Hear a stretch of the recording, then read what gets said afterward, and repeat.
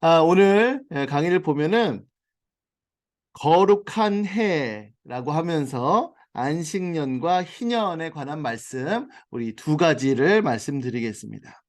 이 레위기 25장은요. 레위기 25장은 안식년과 희년에 대한 법으로 구분됩니다. 이 레위기 우리가 23장에서는 여러 가지 절기들에 대해서 배웠었죠. 가장 기본이 되는 안식일부터 시작해서 유월절, 그 다음에 무교절, 그 다음에 초실절 등등등 해가지고 이제 마지막에는 초막절까지 우리가 배웠습니다. 이와 같은 절기들은 1년 안에 하루나 며칠씩 하는 그런 거에 비해서 오늘 배울 이 레위기 25장에 나오는 이 안식년과 희년은 7년 주기로 혹은 50년 주기로 한 해 동안 1년 동안 지켜야 되는 거룩한 절기다 해다라고 하는 것이죠. 우리 안식년은 특별히 부채 탕감, 노예 해방이 이루어지고 희년 역시도 부채 탕감과 노예 해방이 이루어지는데 희년 같은 경우는 이 토지가 굉장히 중요한 것을 이제 확인할 수가 있을 것입니다. 네, 그러면 우리 안식년에 대하여서 먼저 살펴보도록 하겠습니다. 이 안식년에 해야 할 일이 있습니다. 안식년에 해야 할 것. 뭘 해야 하냐면 농사를 짓지 않고 땅을 쉬게 해야 합니다. 땅을 쉬는 거예요. 또 빚을 면제해 주고요. 종을 해방시켜 주고 또 성회로 모여 하나님의 말씀을 가르치고 배워야 합니다. 이거에 대해서 하나씩 한번 살펴볼게요. 자, 안식년은 땅을 안식하게 해주는 것입니다. 자, 사람이 안식일 날 안식하죠. 마찬가지로 이 땅 역시도 일곱째 해마다 안식하는 것입니다. 따라서 우리 안식년에는 씨를 뿌리지도 않고 포도나 올리브 등 과일을 수확하지도 않습니다. 뿌리지도 않고 수확하지도 않은, 그러니까 이제 경작 활동을 하지 않는 것이죠. 또한 안식년에 나는 소출, 우리가 그 땅 심지도 않았는데 소출이 날 수 있나요? 그렇죠. 그냥 예전에 뿌려졌던 것, 자연적으로 나는 것들을 의미하는 것입니다. 그렇게 자연적으로 나는 것들은 원래 주인이 거두는 것이 아니라 종이나 고용인들이나 나그네나 외국인들이나 가난한 사람들, 심지어 들짐승들에게 자유롭게 먹게 하는 것. 네, 이것이 바로 하나님께서 원하시는 안식년을 지키는 것이죠. 우리도 보면은 산 있죠, 산. 산에서도 보면은 안식년을 지키잖아요. 그래서 올해는 뭐 안식년입니다. 그것이 뭐 7년 주기일 수도 있고 뭐 몇 년 주기일 수도 있지만은 그럴 때는 이쪽 길로는 가지 마십시오. 이렇게 일반 사회에서도 그렇게 하듯이 하나님께서는 이 안식년을 반드시 지켜라라고 이렇게 우리 이스라엘 백성들에게 명령을 하셨습니다. 자, 안식년에는 땅만 쉬는 것이 아니라 부채를 탕감해 줍니다. 채무를 면제해 주는 것이죠. 신명기 15장 말씀을 한번 보겠습니다. 매 7년 끝에는 뭐 하라고요? 면제하라. 면제의 규례는 이러하니라. 그의 이웃에게 꾸어준 모든 채주는 그것을 면제하고 그의 이웃에게나 그의 형제에게 독촉하지 말지니 이는 여호와를 위하여 면제를 선포하였습니다. 라고 이렇게 얘기합니다. 여기서 우리가 나와 있는 대로 7년 끝에, 그렇죠, 안식년이죠. 안식년에는 면제해라 라고 이렇게 되어 있습니다. 그래서 안식년은 다른 말로 면제년이라고도 불립니다. 7년에 한 번씩 나타나는 것이죠. 자, 세 번째로는요, 바로 안식년에는 종을 해방해야 된다라고 이렇게 성경은 가르칩니다. 첫 번째, 종에게 자유를 주는 것이죠. 종에게. 자, 일곱째 해에는 몸값을 물지 않고 나가서 자유인이 되라 라고 이렇게 얘기를 합니다. 누군가가 히브리 사람 이스라엘 백성 중에 종을 샀어요. 종을 사면은 6년 동안은 열심히 섬기지만 그러나 7년 때에는 종을 자유롭게 놓아주어라 라고 이렇게 말씀을 하셨습니다. 이스라엘 백성들은 비록 종으로 팔렸다 할지라도 안식년이 되면 종에서 해방되어 자유인이 될 수 있었죠. 신명기 말씀에서도 보면 일곱째 해에 너는 그를 놓아 자유롭게 하라 라고 이렇게 말씀하셨습니다. 그러니까 안식년이라고 하는 것 자체는 기본적으로는 땅을 쉬게 하는 것인데 그 안에서는 사람에게도 해당되는 그 자유와 해방이 그 안에 있는 것이죠. 자, 이것이 있는데 또 하나는 무엇이냐면 바로 성회, 하나님 앞에 모이는 것입니다. 자, 안식년은요, 하나님의 말씀을 공부하는 해입니다. 하나님의 말씀을 공부하는 거예요.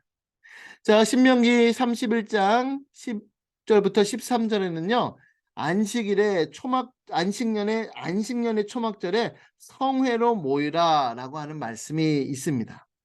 신명기 31장 한번 말씀을 볼게요. 모세가 그들에게 명령하여 이르기를 매 7년 끝에 면제년의 초막절에 온 이스라엘이 내 하나님 여호와 앞 그가 택하신 곳에 모일 때에 이 율법을 낭독하라 라고 이렇게 말씀을 하십니다.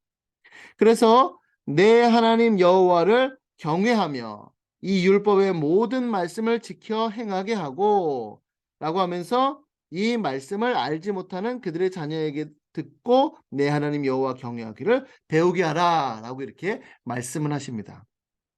물론 우리는 안식일에도 배우죠. 또 안식일 뿐만 아니라 여러 절기 때에도 우리가 그 말씀을 배웁니다. 그러나 이 초막절 안식년의 초막절에는 정말로 대대적으로 이때는 예외는 없고 이때는 무조건 온 율법 전체를 다 낭독하여서 배워야 되는 그런 아주 중요한 시기가 되는 것입니다. 안식년 때에 초막절에 특별히 율법 전체를 그래서 어른이든 어린아이든 할 것 없이 전 국민에게 율법을 낭독하고 율법을 가르쳐서 하나님을 경외하는 법을 배워야 한다라고 하는 사실입니다.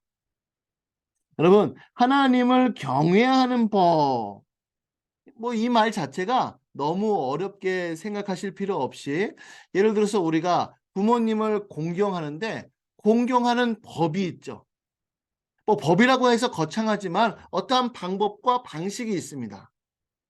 그러니까 우리 부모님에게 예를 들어서 많이 하는 거 어버이날에 찾아뵙고 인사드리고 어렸을 때는 카네이션도 달아드리고 편지도 쓰고 여러 가지 것들로 인하여서 부모님을 공경한다는 것을 이렇게 알려주듯이 하나님을 공경하고 하나님을 경외하는 법 어떻게 하면 하나님을 사랑할 수 있는가 그 법을 알려주라라고 하는 사실입니다.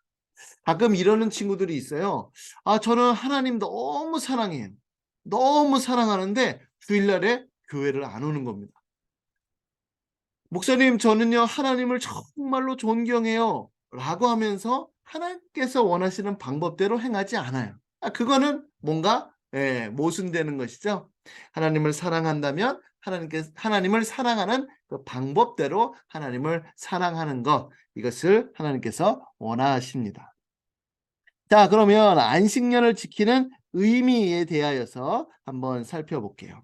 첫 번째, 안식년은 땅의 주인이 하나님이시다라고 하는 것을 우리에게 알려줍니다. 그리고 이스라엘 백성은요, 우리들은 땅의 소작인이다라고 하는 것이죠. 우리 이런 말을 많이 쓰잖아요. 네, 청지기. 네. 우리는 주인이 아닙니다. 우리는 절대로 주인이 아니에요. 이스라엘이 하나님 앞에 늘 항상 이와 같은 생각을 가져야만 합니다. 왜냐하면 이 사람들은 애굽 땅에서 종이 되었고 자기가 뭔가를 이루어서 얻어낸 것이 아니라 하나님께서 그 가나안 땅을 선물로 주셨기 때문이죠. 기업으로 주셨기 때문입니다. 그래서 이스라엘 백성들은 자기가 소작인이다라고 하는 사실을 잊지 말아야만 하는 것이죠. 두 번째로는요, 안식년은 이스라엘 백성들이 자신의 힘으로 씨 뿌리고 추수하고 과일을 수확해서 자신의 힘으로 먹고 사는 것이 아니다라고 하는 것을 알 수가 있습니다. 오직 하나님만이 이스라엘 백성을 먹여주신다라고 하는 것을 가르쳐 주시는 것이죠. 왜 이것이 가능한지 우리가 나중에 가서 더 구체적으로 살펴보겠습니다. 세 번째로, 그렇게 하나님께서 먹이시기 때문에 하나님께 감사하고 예배해야만 합니다. 하나님께서 이 땅을 주셨지, 하나님께서 먹여 살리시는 것이지, 그러니까 하나님 앞에 감사하고 하나님을 예배하는 것이죠. 네 번째로는요, 안식년은 하나님이 가나안 땅을 다음 세대 후손을 위해서도 주신다는 것이다. 7년째마다 땅을 쉬게 해서 땅을 보호하는 것이죠. 그러니까 자기들 지금 현대에만 사는 사람들만 잘 먹고 잘 사는 것이 아니라 후대 이스라엘 백성들, 자기 후손들에게도 이것을 잘 물려주는 것, 이것이 하나님께서 원하시는 것입니다. 그 다음에 다섯 번째로는 안식년은요, 이스라엘 백성들에게 평등 의식을 고취시켜 줍니다. 우리가 살다 보면 부익부 빈익분으로 갈 수밖에 없는 구조를 살고 있어요. 옛날에도 마찬가지였습니다. 그런데 이 안식년에는 자기 땅, 하나님께서 주신 땅이라고 할지라도 거기 있는 것을 자기가 수확해서 먹지 말고 종이나 고용인들이나 나그네와 외국인들, 가난한 사람들, 심지어 들짐승에게도 자유롭게 먹게 해줘라 라고 합니다. 그래서 완벽하게 평준화는 될 수 없지만 부분적인 평준화를 이루도록 하시는 것이죠. 그래서 하나님께서 나에게 이만큼 주셨으니 나 혼자 잘 먹고 잘 산다, 이것을 하나님께서 원하시는 것이 절대로 아니다 라고 하는 사실입니다. 자, 여섯 번째로 안식년은요, 가난한 사람들을 배려해 주는 것입니다. 네, 다섯 번째와 여섯 번째가 이제 비슷한 내용이다라고 할 수 있겠습니다. 그래서 우리가 안식년을 생각할 때에는 땅이 안식한다 라고 하는 것이 기본 개념이지만은, 그러나 그 안에서는 사람들에게도 주어지는 것, 빚을 면제해주고 또 종들을 해방시켜주고 가난한 사람들을 먹여 살려주는 이와 같은 일들이 이루어진다라고 하는 것을 우리가 생각하면 좋겠습니다.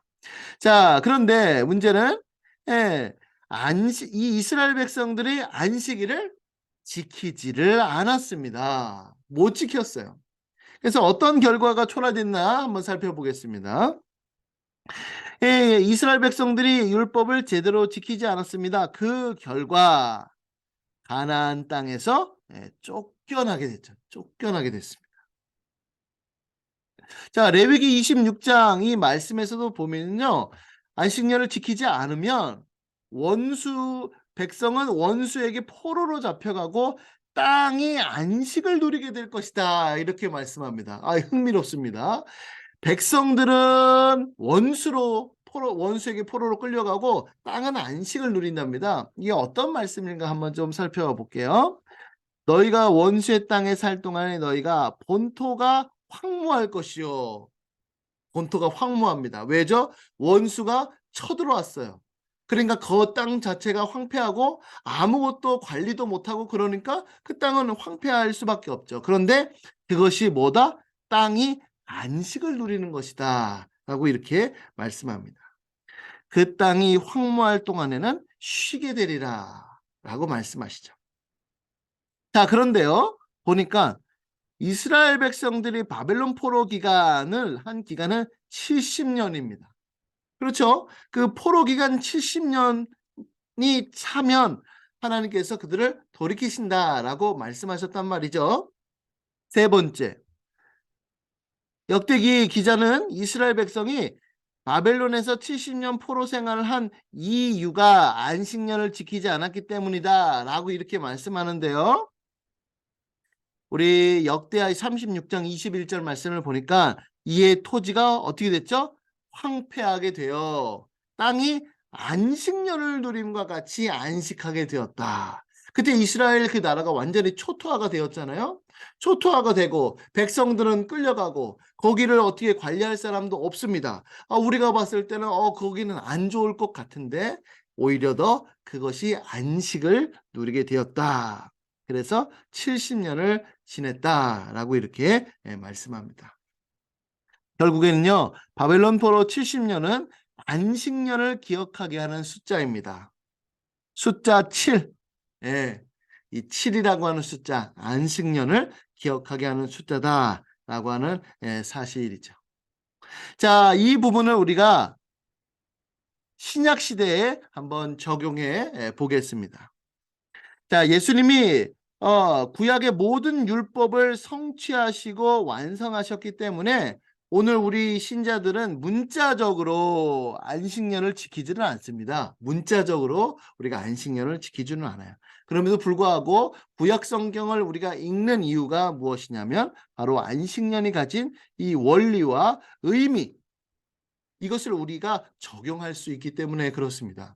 우리가 구약 성경을 읽으면서 문자와 문자 그대로 우리가 적용되지는 않지만 그럼에도 불구하고 신약 시대를 살아가는 우리가 그 구약의 정신, 구약의 정신, 이것을 계승하는 것이죠. 그리고 이것은 신약에도 분명히 적용이 됩니다. 자, 첫 번째 무엇일까요? 그것은 바로 하나님이 우리 삶의 주인이며 우리는 하나님의 청지기라고 하는 사실입니다. 이거 정말로 중요한 것 같아요. 정말로 중요한 것 같아요. 단순히 우리의 땅만이 아니라 여기 뭐라고 나왔죠? 우리의 땅만이 아니라 우리의 모든 소유가 하나님의 것이다. 그리고 우리 자신 또한 하나님의 것이다. 그렇습니다. 그러니까 우리 땅, 그 다음에 우리 자신, 이 모든 것들이 다 하나님께 속했다. 하나님이 주인이시다. 네. 우리가 이와 같은 의식 속에서 늘 항상 살아야만 하는 것이죠. 여러분, 여기서 우리 자신이라고 할 때 물질만 그렇습니까? 아닙니다.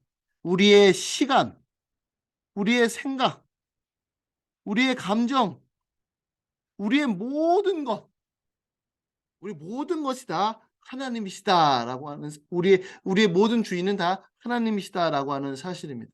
그래서 내 것이 내게 아니다라고 하는 것을 우리가 꼭 기억할 필요가 있죠. 그러면 우리가 이렇게 생각할 수 있어요. 아니 내게 아니면 그게 무슨 의미가 있는가? 근데 하이델베르그 요리문답 제1문에서는 우리의 소망이, 우리의 유일한 위로가 거기에 있답니다. 왜 그러냐면 우리가 우리 게 아니라 우리가 하나님의 것이기 때문에 하나님은 자기의 소유를 반드시 붙잡으신다는 거예요. 만약에 나는 하나님 거 아닌데요, 나는 내 건데요 라고 하면 그래? 하나님께서 버리시는 것이죠. 그러나 너는 내 것이다, 너는 나의 소유다, 너는 내 자녀다 라고 하시면 하나님께서 그것을 반드시 붙잡으시고 그것을 결코 놓지 않으시고 그 상황 속에서 하나님께서 우리를 구원시켜 주시는 것이 바로 우리가 하나님의 소유이기 때문에 그렇습니다. 자, 두 번째로 적용해 보면은요, 바로 공동체 내에 가난한 사람들을 배려하는 것입니다. 부익부 빈익빈 어쩔 수 없지만은 그럼에도 불구하고 하나님께서 우리에게 부를 허락하신 그 이유와 목적이 어디 있는가? 바로 우리의 부가 가난한 사람들한테 흘러가도록 하는 것, 배려하는 것입니다. 세 번째, 같은 의미인데요. 같은 의미인데 국가의 사회복지 정책에도 우리가 사용할 수가 있습니다. 우리가 교회 공동체도 생각해 봐야 되지만 국가의 사회복지 이것도 우리가 살펴보아야 합니다. 왜 그렇습니까? 왜냐하면 하나님은 구속주 하나님이시면서 여전히 창조주 하나님이시기 때문에 그렇습니다. 창조주 하나님으로서 이 세상을 창조하시고 다스리시고 통치하시고 이 모든 인류뿐만 아니라 모든 자연 세계를 다 이렇게 보살피고 계시기 때문에 그렇죠. 그래서 우리도 믿는 사람이든 믿지 않는 사람이든 모든 사람, 어려운 사람들에게 이와 같이 이제 배려를 해줘야 된다라고 하는 사실입니다. 그리고 안식년, 교회의 안식년을 구속사적인 측면에서 새하늘과 새 땅에서의 안식에 대한 모형이기도 합니다. 우리가 안식일에는 종을 해방시켜 주지는 않죠. 그렇죠? 빚을 탕감해 주지는 않습니다.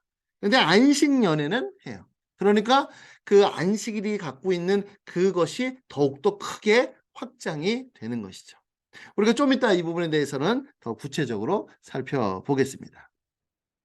자, 이제는 두 번째 희년에 대해서 살펴봤습니다. 여태까지는 그 안식년에 살펴봤는데 지금은 희년입니다. 자, 희년의 날짜 계산을 한번 살펴볼게요. 희년은 안식년을 극대화한 것입니다. 희년은 7년마다 돌아오는 안식년을 7번 지난 후, 즉 49년째의 안식년을 지난 후에 50년째 해에 드리는 것이 바로 안식 희년이죠. 그러니까 안식년이 안식년 7년 동안에 또 안식년 두 번째 가서 7년째 되는 해, 그 다음 해 50년째 되는 해에 지키는 것이 바로 희년이다라고 하는 사실입니다. 자, 희년의 시작은요, 이처럼 7 안식년 다음해인 50년째 언제 하냐면 속죄일 있죠? 바로 7월 10일 속죄일에 나팔을 불면서 시작을 합니다.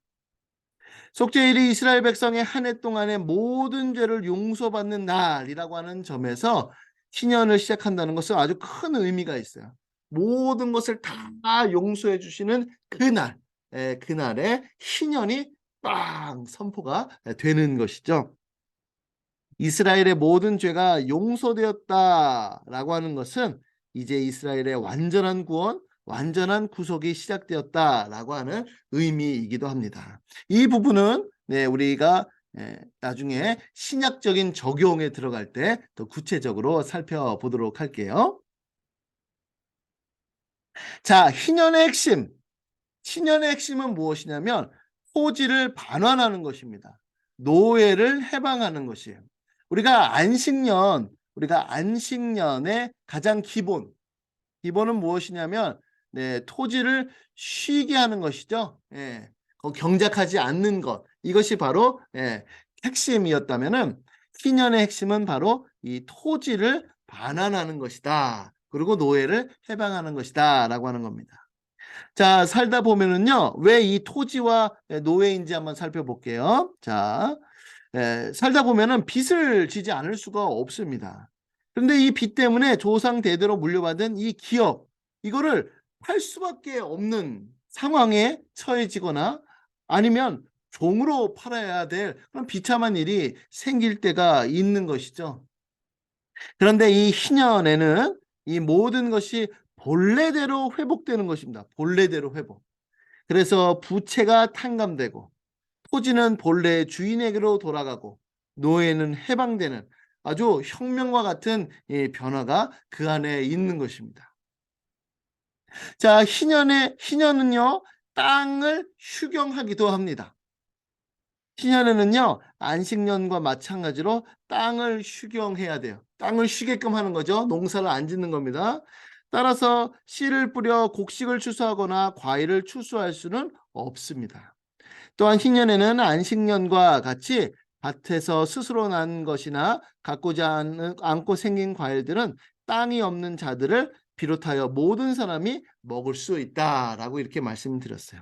자, 제가 돌발 퀴즈 아닌 퀴즈를 내겠습니다. 여러분, 지금 여기서 보면은 이렇게 나와요. 씨를 뿌려 곡식을 추수하거나 과일을 추수한다 이렇게 나오죠. 곡식 추수, 과일 추수. 자, 제가 질문 하나 드리겠습니다. 곡식은 보통은 보리와 밀이죠. 이거는 언제 추수를 할까요? 이스라엘의 절기 중에 예, 보통은 봄 추수라고 해서 언제죠? 네, 초실절부터 시작해서 오순절에 보통 합니다. 그렇죠? 자, 과일은 언제 하죠? 가을 추수라고 해가지고 초막절, 초막절 혹은 수장절에 하죠. 그래서 곡식 추수와 과일 추수 이거를 이렇게 구별해서 이렇게 표현을 한 겁니다. 이거를 꼭 알아주시면 될 것 같아요. 우리 같은 경우에는 거의 이제 가을에 다 추수하는데 여기서는 봄 추수와 가을 추수, 이스라엘은 이 두 가지가 나눠져 있다라고 하는 것을 알아주시면 되겠습니다. 자, 계속해 볼게요. 자, 이처럼 안식년에 이어 희년까지 2년 연속으로 휴경한다라고 하는 것은요, 하나님이 모든 것을 공급해 주신다라고 하는 아주 큰 믿음이 필요하다는 것입니다. 자, 이 부분에 대하여서도요, 제가 조금 있다가 더 구체적으로 한번 우리가 살펴보겠습니다. 자, 네 번째로는 희년과 토지 거래입니다. 자, 희년법의 핵심은 토지법이에요. 이 땅에 관련된 것입니다. 자, 이스라엘 백성에게 있어서 땅의 소유권은 늘 항상 하나님께 있습니다. 그리고 이스라엘 백성은 땅의 사용권만 가지고 있어요. 그냥 우리는 소유권은 없는 거죠. 사용권만 있는 거예요. 자, 그런데 땅의 사용권을 팔았더라도 사용권을 팔았어요. 그러니까 내가 가난해가지고 돈을 갚을 길이 없으니까 이 땅을 이제 파는 거예요. 팔았어도 50년마다 희년이 되면 땅의 사용권은 반드시 원래 주인에게 되돌려야만 한다라고 이렇게 됩니다. 따라서 이스라엘 백성이 땅을 사고 파는 땅값의 기준은 늘 항상 땅값의 기준은 희년이다라고 하는 거죠. 그러니까 자, 땅을 팔려고 하는데 조금 있으면은 희년이에요. 돌아와야 돼요. 돌려줘야 돼요. 그러니까 땅값을 이만큼 부풀려서 팔아서는 절대로 안 되죠. 근데 성경에 보면은 이것을 속여서 파는 이제 그런 경우가 있었던 것 같아요. 그렇게 해서는 절대로 안 된다는 것이죠. 그래서 다음 희년까지의 남은 기간에 비례해서 길면 비싸고 짧으면 싸게 팔아야 된다라고 하는 것이 하나님의 법입니다. 자, 또한 이스라엘 백성은요, 희년을 기준으로 토지를 사고 팔 때 서로에게 정직해야만 했습니다. 아까 전에 말씀드렸던 것처럼 길면 비싸고 짧으면 싸야 되는데 그거 속여 팔면은 절대로 안 됐었던 것이죠. 자, 이제 희년을 지키면 받을 복에 대해서 한번 살펴보겠습니다. 자, 희년을 지킨다는 것은요, 큰 믿음을 필요로 한다라고 말씀을 드렸습니다. 왜 그럴까요? 희년은 7번째 안식년이 49년째 안식년에 농사를 짓지 않고 이어 50년째도 농사를 짓지 않기 때문에 2년 연속 농사를 짓지 않게 됩니다. 따라서 희년을 지킨다는 것은 엄청난 믿음을 필요로 합니다. 그러니까 2년 연속으로 씨를 뿌리지 않아야 돼요.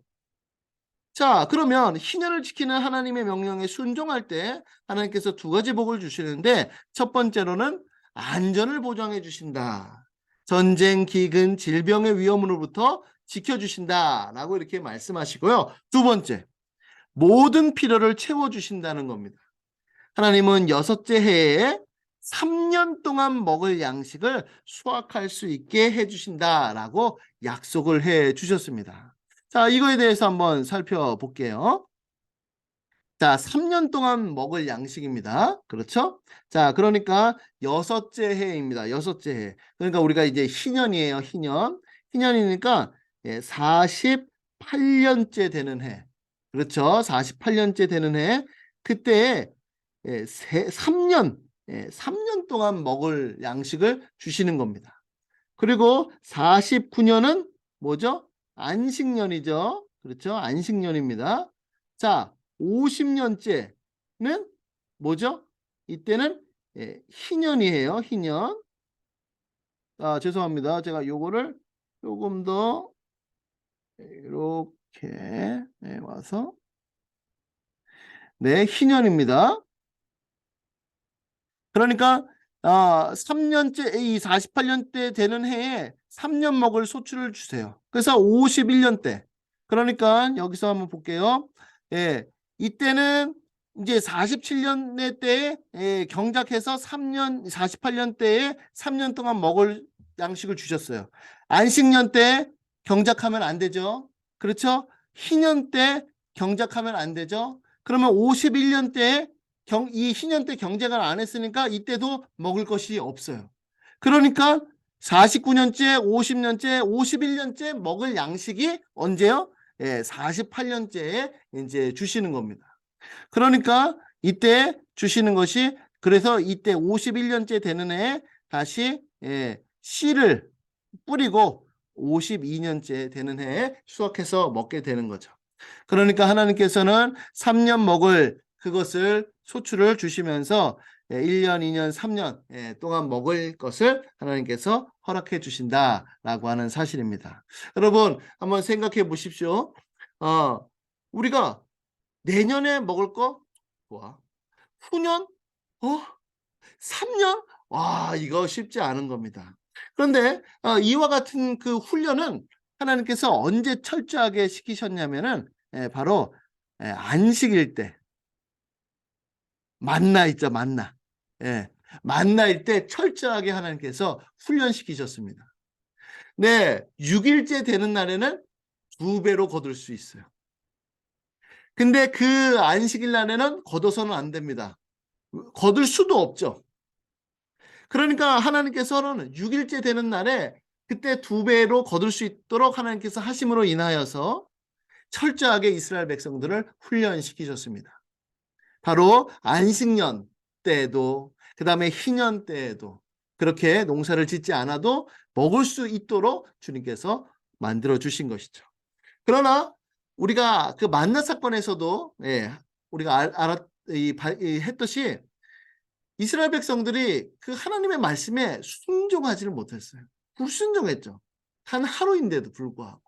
그러니까 1년, 2년, 3년 큰 믿음이 필요한 겁니다. 어떤 거에 대해서요? 하나님의 말씀에 순종하는, 하나님의 말씀에 순종하는 데 있어서 아주 큰 믿음이 필요한 것이죠.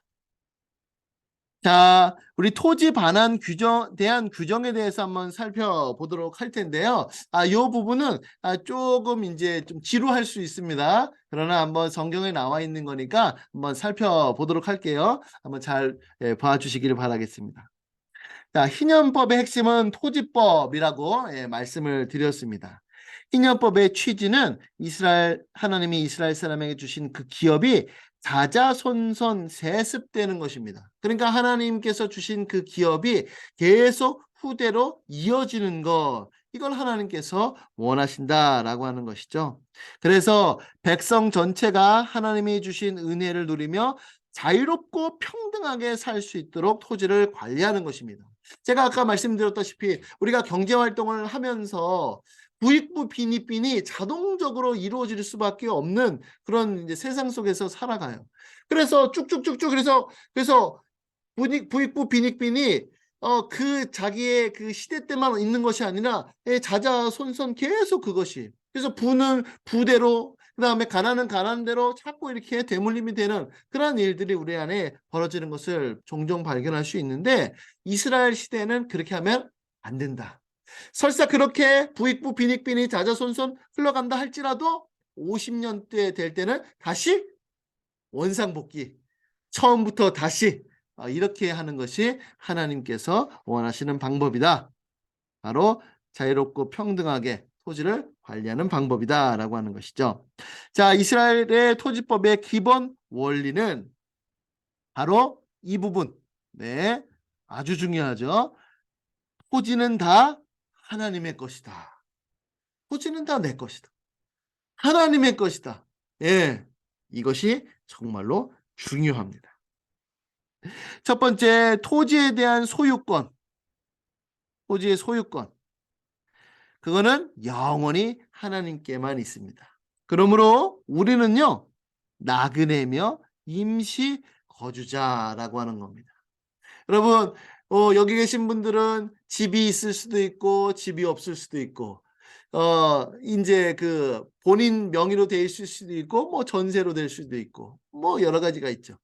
그러나 우리는 설사 내가 이 토지부도 거기에 이 부동산 거기를 딱 뗐을 때 내 소유로 된다 할지라도 우리는 무슨 생각을 가져야 돼요?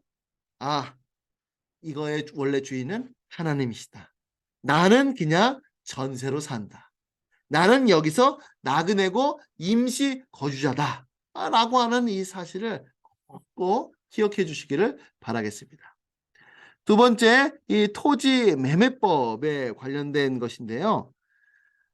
이거는 영구히 팔지는 못한다. 예, 다시 반환해야 된다라고 하는 것을. 자, 그러나 가난하게 되어서 기업으로 물려받은 땅을 팔 때가 있을 수밖에 없습니다. 그러나 한시적으로 땅의 소유권을 팔 수는 있다. 그러나 영원토록 할 수는 없다는 것이죠. 자, 제가 여기다가 예로 나봇의 포도원을 드렸어요. 나봇의 포도원은 이렇게 한시적으로 팔았던 인물은 아닙니다. 여러분, 왜 하나님 이 나봇이 이 아합 왕이 이 나봇의 포도원이 너무 좋아 보이니까 야, 나한테 팔아라. 내가 더 좋은 거 줄게라고 얘기합니다. 그러면 이제 나봇이 자, 한번 따져보자. 어떤 게 더 좋은가? 저 똥 괜찮은데? 왕의 말 안 들으면 나 이거 안 될 것 같은데? 라고 하면서 팔 수도 있는데 나봇이 안 팝니다. 이유가 뭐죠? 성경에 보니까 여호와께서 싫어하십니다. 라고 얘기를 합니다.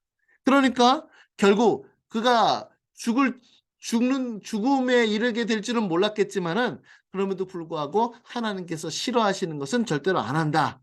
바로 한시적으로 가난한 것에 대해서 팔 수는 있을지언정 이것을 사고 파는 어떤 영리의 목적으로는 절대 안 한다. 이렇게 나봇이 된 것이죠. 자, 세 번째는 무엇이냐면요. 바로 토지를 무르는 겁니다. 예, 무른다. 우리가 뭐 무른다. 야, 도로 불러. 이렇게 얘기를 하잖아요. 다시 예를 들어서 저희가 물건을 샀으면은 그것에 대해서 이거 마음에 안 들어요. 그러면은 다시 이제 반품하죠. 무르다가 반품과 동일한 의미는 동일한 뜻은 아니지만은 그러나 이제 그런 의미로 이제 사용되는 거죠. 반품하는 거예요. 야, 돈 다시 돌려줄 테니까 다시 이제 내놔라. 뭐 이렇게 이제 되는 것이죠. 그래서 토지 무르기를 이제 허락할 수는 있습니다. 토지 무르기란 땅의 사용권을 판 후에 되찾을 수 있는 법을 의미하지요. 우리가 잘 알고 있는 그 룻기에 나와 있는 것, 나오미와 룻 밭이 이것이 바로 이제 토지를 물을 수 있었던 것입니다. 여러분, 이 나오미가 남편과 아들들과 이제 그때 이제 베들레헴에 흉년이 들었어요. 그 흉년이 들어서 이제 그 블레셋 모압 땅으로 갑니다. 모압 땅으로 갈 때 그 땅을 어떻게 했겠어요? 다 팔았겠죠. 가난했으니까. 다 팔고 간 거예요. 근데 거기서도 이제 가난하게 되니까 다시 이제 베들레헴 땅으로 돌아갑니다. 그런데 그때 이제 자기의 기업, 토지를 도로 살 수 있는 그러한 것이 이제 생긴 것이죠. 그래서 토지 무르기라고 하는 것이 바로 그겁니다. 자, 토지 무르기를 할 수 있는 세 가지 방법이 있는데요. 그것은 가장 가까운 친척이 토지 무르기를 할 수 있다. 우리가 그 룻기에서 나온 것은 누구였냐면 바로 보아스. 보아스가 토지를 무르게 되었죠. 자, 레위기 25장 25절 말씀 한번 볼게요. 만일 내 형제가 가난하여 그의 기업 중에서 얼마를 팔았으면 그에게 가까운 기업 물을 자가 와서 그의 형제가 판 것을 물을 것이요. 이렇게 나옵니다. 자, 그러면 기업 물을 자라고 하는 말은 히브리어로 고엘이라고 하는 말인데요. 그게 의미가 아주 재밌어요. 가장 가까운 친족이라고 하는 말도 되는데 구속자 혹은 구원자라고도 번역이 된답니다. 이거 흥미롭습니다. 왜냐하면 가장 가까운 사람이 자기의 어려운 것을 구출해 줄 수 있기 때문에 이렇게 번역이 될 수 있는 것이죠. 자, 그래서 기업을 도로 찾아줄 사람이 바로 가장 가까운 친척이다는 거. 두 번째, 자신이 할 수도 있습니다. 레위기 말씀을 보니까요. 자기가 부유하게 되어서 물을 힘이 있으면 물을 수 있다는 거죠. 예, 내가 물을 힘이 없으니까 가장 가까운 친척의 도움을 받는 건데 내가 물을 힘이 있으면 부유하게 되었으면은 그럴 이유가 없죠. 예, 자기가 그냥 사면 되는 것입니다. 경제적인 형편만 좋아지면 언제든지 토지를 물을 수 있습니다. 자, 세 번째, 희년에는 자동적으로 토지를 물을 수가 있습니다. 네, 가까운 친척이 못 해줘요. 자기도 힘이 없어요. 그렇지만은 희년에 50년째 될 때는 자동적으로 토지를 물을 수가 있게 됩니다. 그러면 이렇게 될 수 있죠. 희년이 50년마다 한 번씩 있는 것이잖아요. 그러면 예를 들어서 아버지 때에 아버지 때에 너무 가난했습니다. 그 가난해 가지고 토지를 팔았어요. 근데 아버지가 안타깝게 돌아가셨습니다. 그러면 그가 자녀가 있을 수 있잖아요. 그러면 자녀 때에 그 토지를 반환받을 수가 있게 되는 것이죠. 그래서 이 자녀가 이 기업, 하나님께서 주신 기업을 자동적으로 이렇게 계승할 수 있도록, 그것을 받을 수 있도록 이렇게 해 주는 것입니다.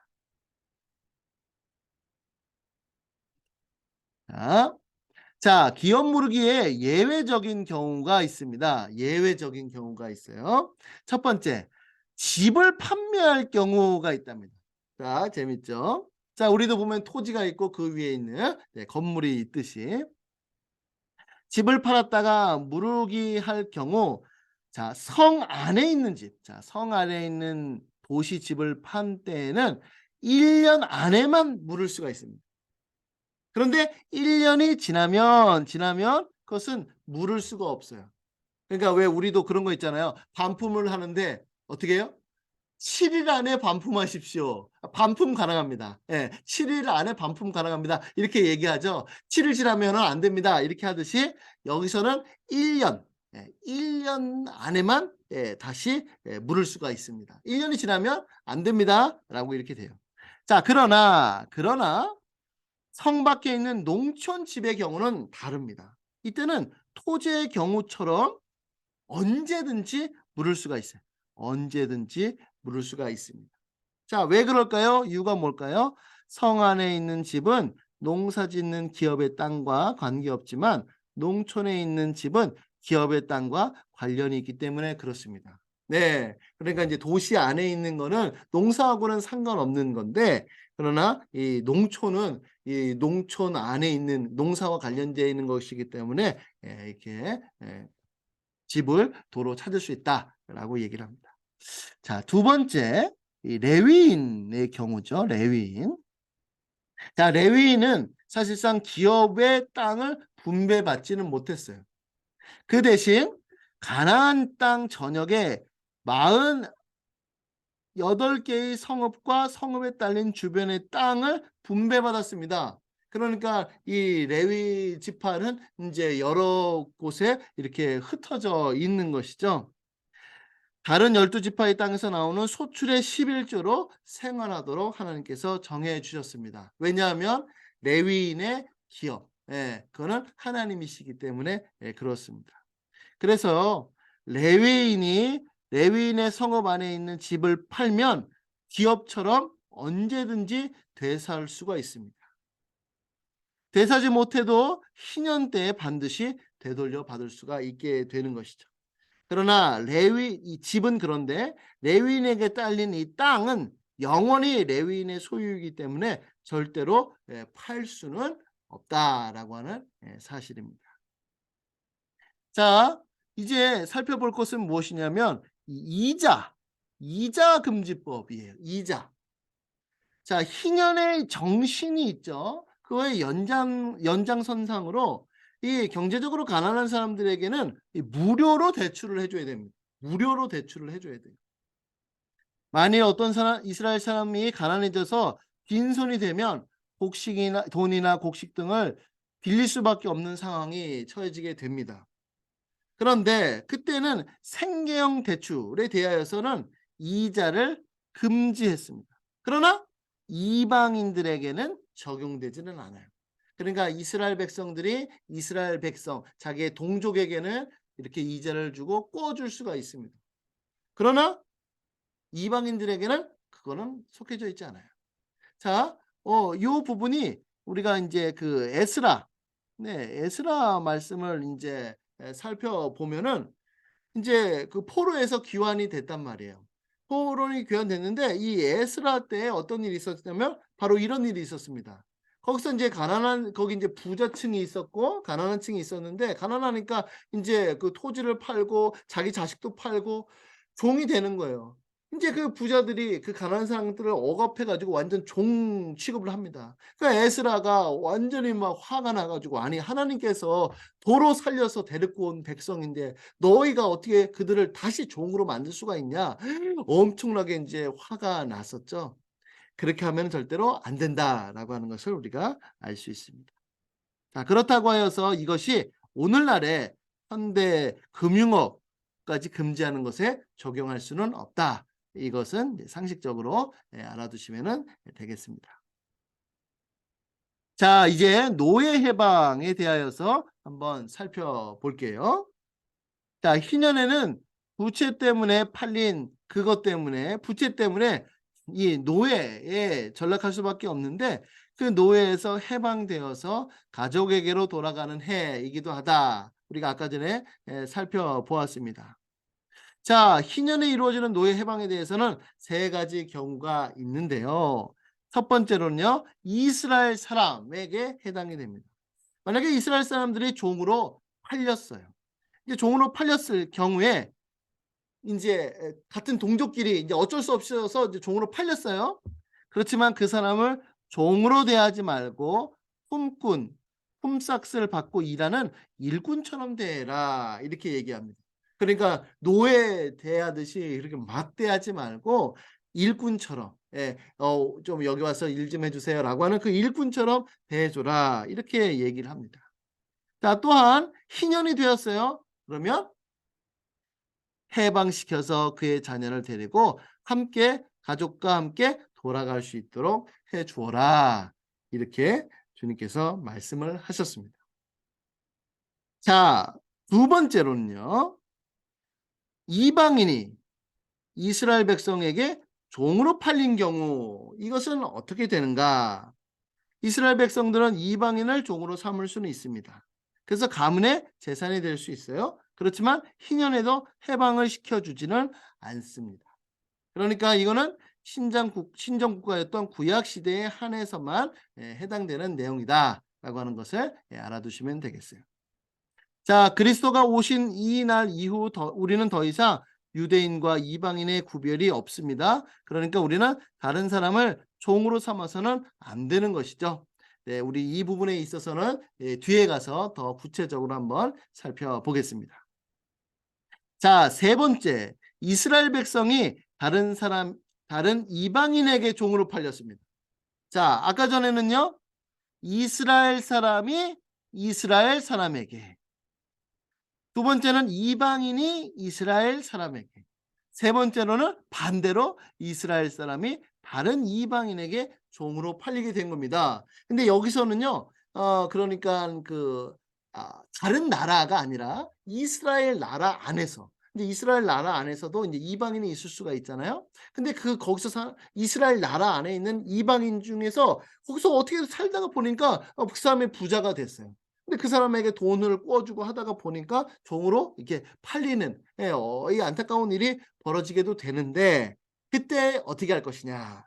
바로 고엘, 가장 가까운 친족인 구속자가 해방시켜 줄 수 있고 자기 스스로 해방할 수 있고 이 두 경우가 안 될 때는 희년에는 자동적으로 해방이 된다라고 하는 겁니다. 아까 전에 이방인들 같은 경우는 희년에도 해방시켜 주지 않는 것에 반해서 이스라엘 백성 같은 경우에는 해방이 될 수 있다는 사실입니다. 자, 이제 우리가 소결론에 이제 도달하게 됐습니다. 이제 거의 마지막입니다. 자, 신년의 신약적인 적용에 대하여서 한번 살펴볼게요. 자, 희년은 예수님에게 우리가 적용을 할 수가 있습니다. 자, 희년은요, 예수님의 초림으로부터 시작되어서 재림으로 완성이 됩니다. 네, 이거 꼭 기억해 주세요. 초림으로 시작되어서 재림으로 완성된다. 네, 우리가 이제 이런 용어 많이 써보셨죠? 네, 이미 이루어졌지만 아직 이루어지지 않았다. 하나님의 나라가 예수님의 그 초림 때 이미 이루어졌지만 예수님의 재림 그때까지 아직 이루어지지 않았다.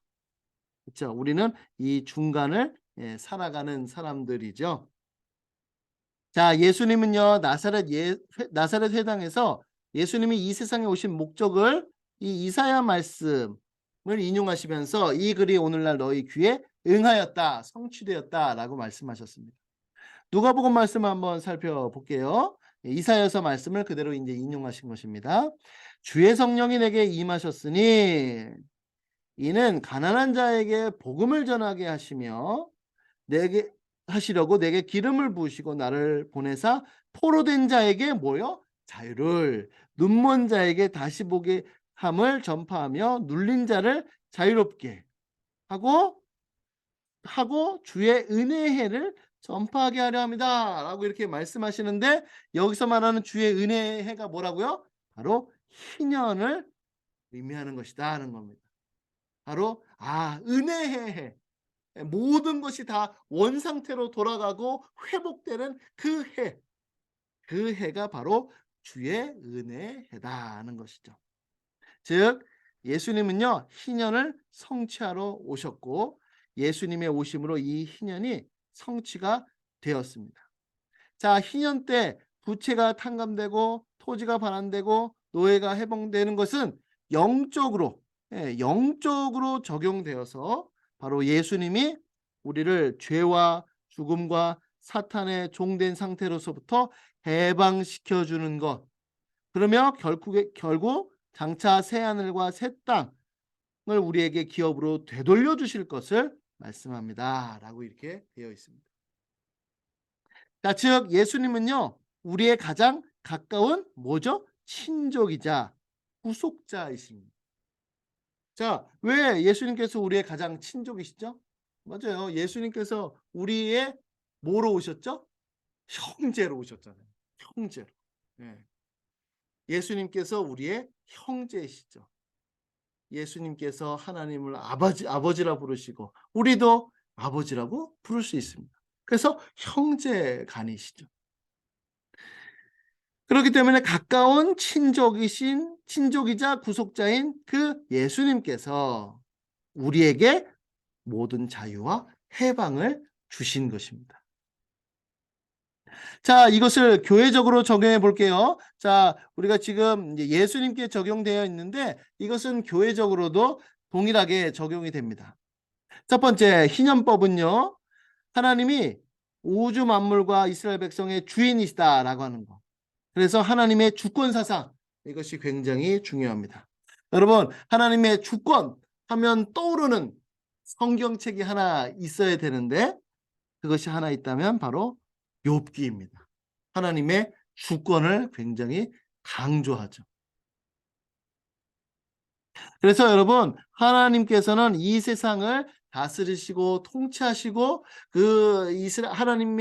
하나님께서 이 세상의 주인이시다라고 하는 것, 우리가 이걸 꼭 기억할 필요가 있습니다. 두 번째, 하나님께서는요, 이 세상의 주인이시기 때문에 공급해 주신다라고 하는 여기 큰 믿음이 필요합니다. 공급해 주신다라고 하는 거.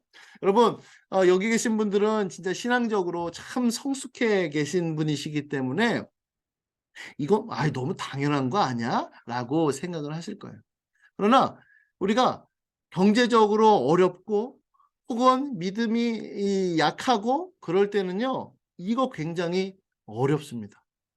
생각해내기도 어렵고, 아니 내가 열심으로 해가지고 내가 돈 번 건데 왜 이게 하나님께서 공급해 주신 거야? 라고 말하는 사람들이 있죠. 그러나 하나님께서는 우리에게 돈을 벌 수 있는 힘도 주시고 건강도 주시고 모든 것들을 다 허락해 주셔서 우리로 하여금 돈을 경제 활동을 할 수 있도록 해 주셨습니다. 그러니까 공급하심은 당연히 하나님께 있는 것이죠. 자, 세 번째, 희년이 가나안 땅에서 가난하게 살아가는 하나님의 백성들. 그러니까 교회 공동체 안에서 가난한 형제자매들을 돌보아 줘야 된다라고 하는 거. 네. 그래서 우리가 구제 활동을 하잖아요. 네. 이거는 이제 굉장히 중요한 겁니다. 제가 뭐 하나 예를 들어 볼게요. 제가 아는 목사님, 동기 목사님의 교회에서 교회가 규모가 크지 않아요. 거긴 그런데 그 교회 안에서는 그 공동체 의식이 굉장히 중요해요. 그래서 거기는 가난한 사람, 뭐 헐벗은 사람, 뭐 이런 사람들에 대해서 참 특별히 교회가 공동체적으로 같이 하는데 어떻게 보면 이제 교회의 규모가 작으니까 가능할 수 있을 것 같아요. 인제 어떤 게 있었냐면은 어떠한 사람이 어떤 그 청년 그 가정이 이제 코로나 때문에 인제 실직을 당한 거예요. 그러니까 이거에 대해서 너무 인제 교회적으로도 충격적인 거죠. 그러니까 교회에서 어떻게 했냐면 어떤 사람이 "내가 1,000,000 원을 이 사람한테 주겠다." 그래서 1,000,000 원을 주고 또 어떤 사람도 주고 그래서 이 사람이 인제 경제적으로 자립할 수 있도록 이렇게 가게를 오픈할 수 있도록 이렇게 도와줬습니다. 그 가게는 어떤 가게냐면 덮밥인데요. 그 덮밥인데 뭐 주방 뭐 이렇게 필요가 없어요.